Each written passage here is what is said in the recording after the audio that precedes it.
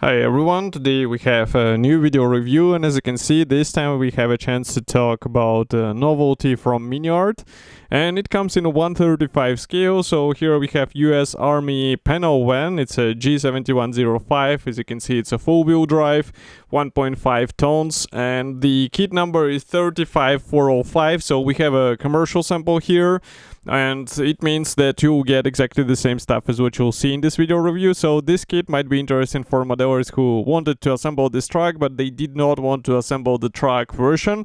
They wanted to assemble something different, so here's the perfect chance to do so. And that's why I decided to take a closer look. So as I say, that's the final shape. That's why it will be interesting to see what is included here. And first of all, I have to note that the box size is typical for this type of kit and this brand. So here you can see comparison with my hand. We have really nice box art here, and it comes from booth 22.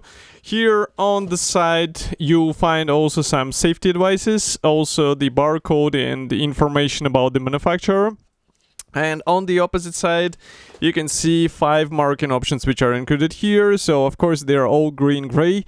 And here we have also small mention that decals are coming from cartograph, so the quality should be nice out of the box. So this is a top opening package, and here is what we have inside. As you can see, all frames, they are sealed all together into one plastic bag. And I see here the Ziploc bag, which is I would say sudden surprise for Miniart, but still I will have to open the big plastic bag. In the meantime, I can also remind you that we reviewed the previous versions of this kit, of this truck, so if you're interested in them as well, I recommend to check them on our YouTube channel. All of them are covered in detail, and I have to say that they were also quite I would say noteworthy kits, so if you want to get more of them, so definitely take a look. And now I'm opening the plastic bag. I hope you can hear it as well. It's a quite crinkly plastic bag. So here is the Ziploc I was talking about, and well, Miniart usually does not include the Ziplocs. So this is, as I say, the nice change, a welcome change. And what we have here is the clear plastic sprue. So here we have the parts which are specific for the van version, and that's why I will zoom in a bit closer so that you can see all those parts.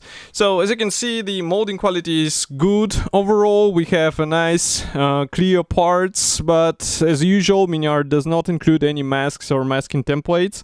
So in case you would like to have a nice paint work on these parts, you will have to find some masking set, or maybe to cut your own masks in order to cover all those parts. Maybe also you can do it with a sharp brush. I did it with the tempo, for example, and the result was more or less okay in my opinion.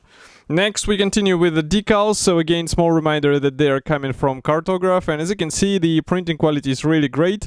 We have here also a lot of well, they are not exactly stencils, they are more of truck writings, but as you can see, all of them are readable. And also there are some decals for the interior as well, which is also a good addition because it's a 1/35 scale kit after all, and that's why the interior deserves to get a lot of features out of the box. So next we continue with the parts for this van version. And why I'm a bit confused, because we have another plastic bag here. I will zoom out. And these parts, they are for the van. So one can guess that maybe they just packed the van parts separately, but then you have this plastic sprue, which is not packed into the plastic bag, so it's quite a weird design, I would say. But we have what we have, and this is the first gray plastic sprue. As you can see, these are side panels for the rear section of the van. Here we have also the seats, and also you will have to deal with those attachment points. I guess this is something what you cannot avoid. It was necessary in order to replicate the inner structure, as you can see, and here we can say the same. I guess these are the special spars for the roof and roof section. So here you can see also we have the guiding pins, so these small pins will actually guide these large panels into the place. And just to give you an idea of the size of this part, so here is comparison with my hand. It's, I would say, relatively large van for a 135 scale, definitely it will take some space. Next, we continue with the sprue BA. So I will place it here and zoom in so that you can see one of the sprues. So here we have road wheels. You can see that we have the pre-molded features on the tire walls. Those are the tire brand and also tire size, as far as you can see. The same can be said about these tire walls, so they're not plain, even though they will be barely visible, because I think this is the internal side, if I'm not wrong. And of course, the assembly design is quite smart, so it means you won't have any seams or gaps visible. And of course, the plastic wheels are better than the typical vinyl or rubber offering, which we are used to see in such kits. Next, we continue with the another pair of identical plastic sprues. Here you can see that we have some of the interior parts, mud guards, also some parts for the wheel axles, and some minor features which will be installed on the external surfaces of the truck. Overall, molding quality looks great, but as usual, be careful with the small parts, because it's easy to break them and also to lose them. Next, we continue here with the special front guard, and as you can see, it's given in the plastic form, but as far as I remember, you can also assemble it as the PE parts assembly, so it will be up to you if you are brave enough. And here we also have the bonnet panels. As you can see, we have even Chevrolet logo pre-molded, so the trademark is preserved here, even though it is not mentioned on the box. Next, we continue with the special templates. They will be necessary for the PE shaping, so that's exactly what I was talking about. And of course, the choice is yours, because I saw some modelers using the plastic part and it was looking alright as well. Next, we continue with the suspension here. So these are leaf springs. Overall, they look quite fine, so it's just a matter of thinking how to expose them, maybe, because it would be a shame to hide all these features under the truck. And you might have heard I opened the small envelope with the PE thread. So here we have unpainted PE parts, and overall quality looks fine. By the way, here you can see also some meshes, and they will be used for the radiator, and a lot of tiny parts, so be ready to use the tweezers, because otherwise it's nearly impossible to get them into the right spots, and you will be just wasting your time trying to do so. Next, I will try to open this plastic bag with additional parts. So, as you saw, there were external panels for the van rear section, and I also see the also some parts for the frontal area of this van, so it will be interesting to check them all together. In total, there are 2 sprues. So here's the first one, which is labeled as EM, and if I zoom out, here the first thing you will notice is the separate doors, of course. These are internal panels. As you can see, they will be inserted here into the special guiding pins. And of course, both doors, these are rear doors, they can be opened and you can place something inside. Here you can see also the side walls. As you remember, we saw the interior parts, and here are the doors, or front doors, which will be also used for this one. Next, we continue with some of the internal bits.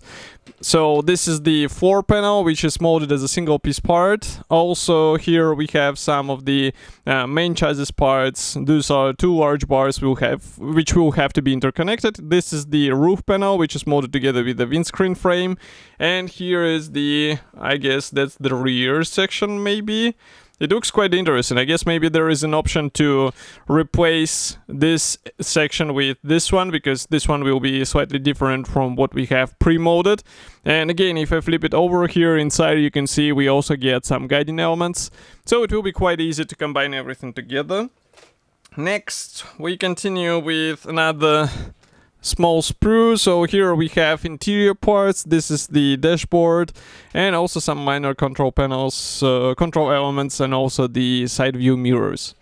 And as you remember, we have the dials for the dashboard, so it will not be just a plain dashboard. Now I'm trying to take out the sprue BF. Here we have nicely detailed engine, so I guess we should zoom out a bit so that you can see the full frame. So the engine is nice out of the box. It might be a wise idea to add some wiring as well, but overall I like what Miniart offers in the standard package, so this is definitely a thing which might be worth it to expose on your model. But of course it will also require some additional thinking on how to do so on your model. Next we continue here with the firewall, some door parts, the windscreen frame, the steering wheel, various handles, both inner and outer handles. And everything looks fine. Again, just to give you an idea of the size of these parts, here's comparison with my fingertip. So they're really tiny, and it's visible that Miniart is using the modern molding technologies to its full extent.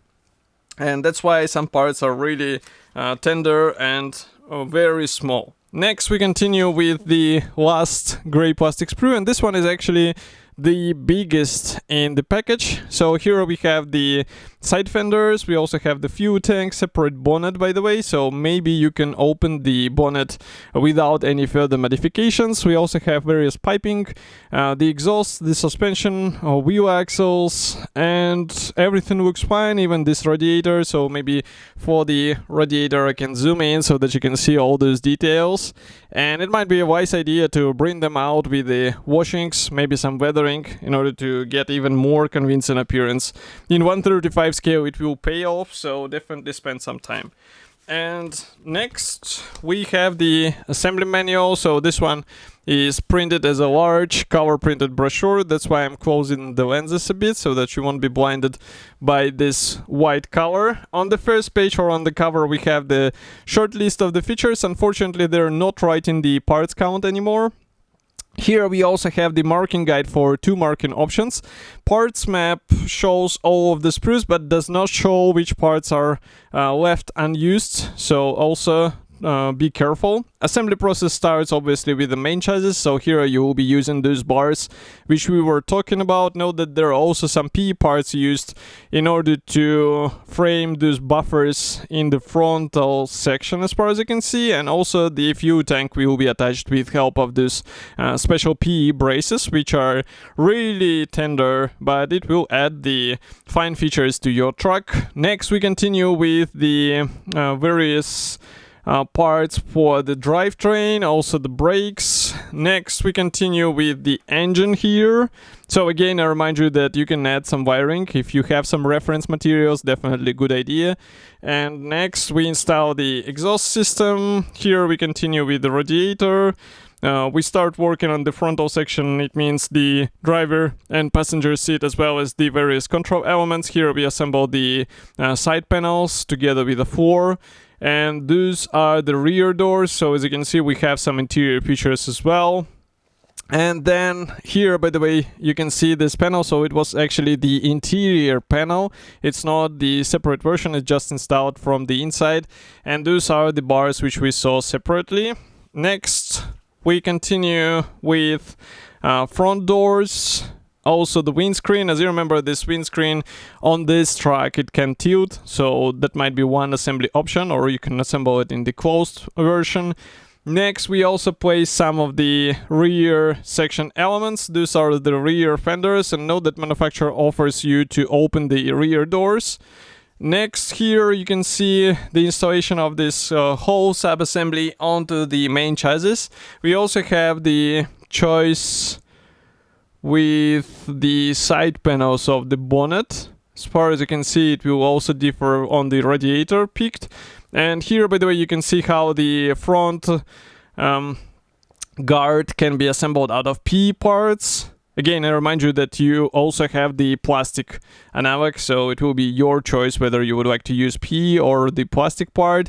And here, by the way, manufacturer shows that you can open the bonnet, so that's also quite great. Here we continue with the third marking option and colors chart, and another one a fourth, and the fifth marking option, which are also in this dull green olive colors, but I think it's a typical thing for the US truck. So this kit should be already available and you can get it in my Dynamics. Of course, I will be happy to hear your opinion, so do not forget to write it here in the comment section below. And if you like this video, press the like button, subscribe to our YouTube channel, and I will see you in the next video review as usual. Thank you for joining me today, and bye.